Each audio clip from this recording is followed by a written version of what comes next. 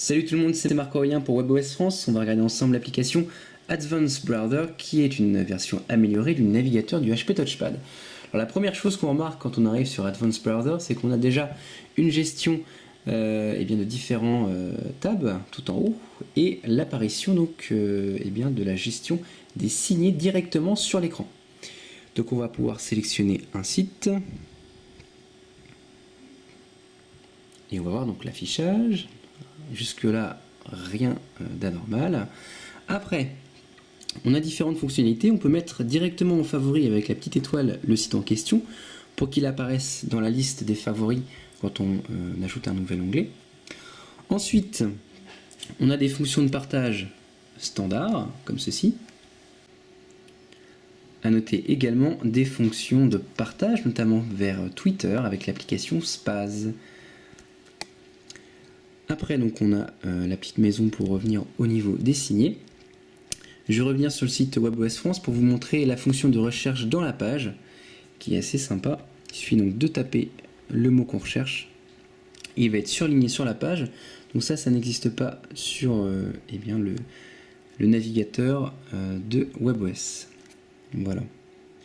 Donc c'est une fonctionnalité assez intéressante qui manquait cruellement au navigateur standard. Voilà. Donc on peut lancer différentes choses, différents sites dans la même fenêtre.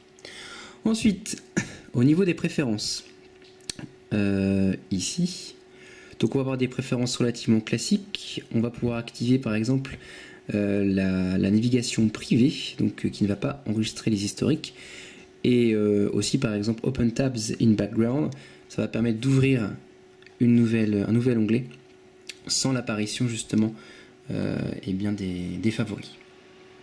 Ensuite on a donc accès au Bookmark History et Downloads, donc là c'est strictement la même chose que l'application de base, donc rien à dire de particulier.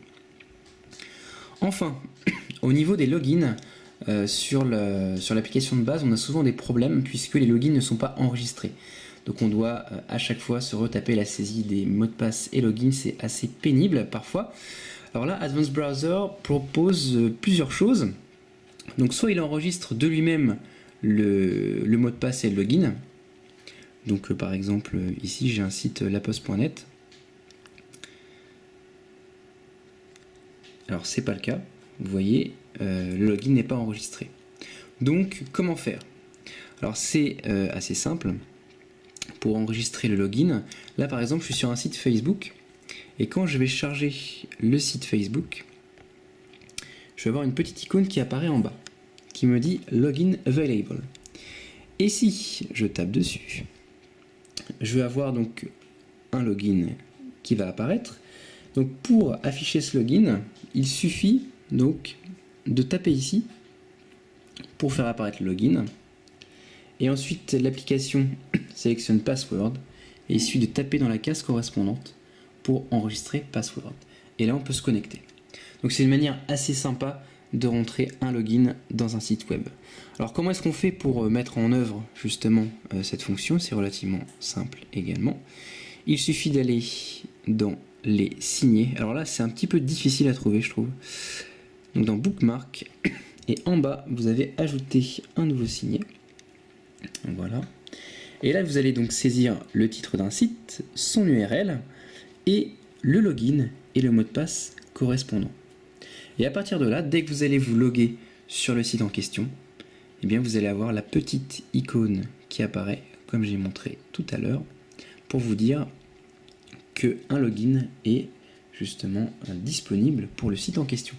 Alors pour Facebook par exemple, si vous voulez utiliser la version web, si vous n'aimez pas le client, il faut vraiment taper l'adresse exacte. Si vous tapez juste facebook.com, ça ne va pas marcher.